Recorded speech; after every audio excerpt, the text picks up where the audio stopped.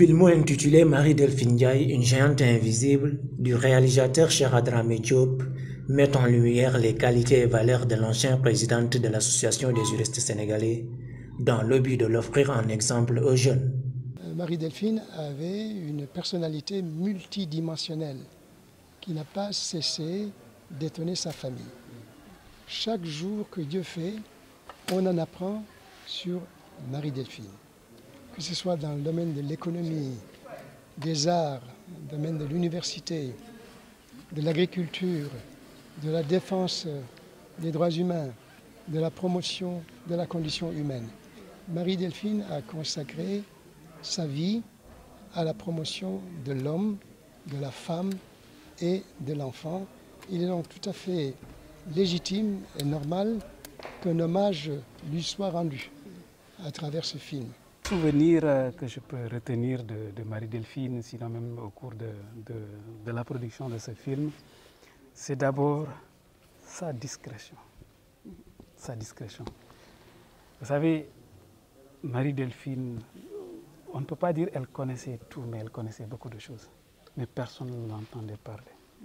Elle était également au cœur de plusieurs affaires pendantes donc à la justice ou ailleurs, mais personne ne l'entendait parler. Donc, elle était trop discrète. Et compte tenu également de tout ce qu'elle savait, elle ne faisait pas montre, en tout cas, de quelqu'un qui savait tout. Elle voulait aussi apprendre de tout le monde.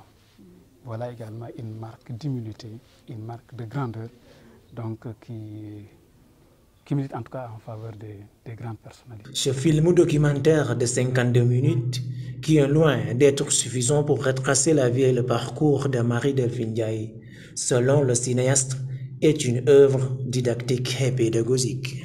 Non, ce n'était pas facile parce que c'était vraiment un exercice très difficile. Pourquoi?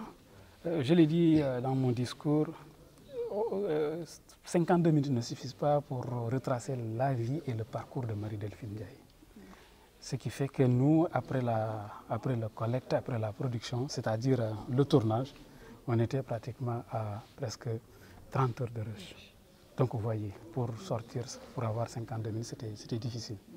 Mais il faut comprendre que on avait déjà compris que ça n'allait pas être facile. On s'est engagé, donc notre objectif c'était quand même de pouvoir présenter quelque chose qui milite en tout cas en faveur de l'engagement de Marie-Delphine, mais surtout également proposer ce modèle que constituait Marie-Delphine. Des personnalités de divers bords ont témoigné dans ce film documentaire. Plusieurs de ses amis, ses anciens collègues, des membres de la famille de la défunte et le maire de Méré, Maguette Wade. Je n'ai jamais appelé Marie-Delphine sans qu'elle ne me dise « je sors de réunion, je finis ma prière ou je vais en réunion ». Donc ça veut dire que toute sa vie, c'est le travail, c'est l'abnégation. Et quelqu'un le disait tout à l'heure dans le film, on se demande même à quel moment Marie-Delphine se repose. Selon le réalisateur, elle a mené plusieurs plaidoyers sur les droits fonciers, surtout à l'égard des femmes rurales. À travers ce film, je voudrais montrer l'engagement de Mme Marie-Delphine Ndiaye, qui a été une femme exemplaire, qui toute sa vie durant a servi l'humanité, particulièrement la femme et l'enfant. Et je pense que vous le comprendrez mieux que moi. Et pour développer une société, il faut d'abord commencer par faire en tout cas la promotion des femmes et des enfants, mais aussi travailler dans le cadre de l'épanouissement de ces couches qu'on appelle parfois couches défavorables. Et Marie-Delphine a été, ça a été l'objectif vraiment de l'engagement de Marie-Delphine. Cheikh Adramé Diop attend prochainement faire une tournée nationale pour une plus large vulgarisation de ce film ou documentaire auprès des lycées pour toucher plus de jeunes.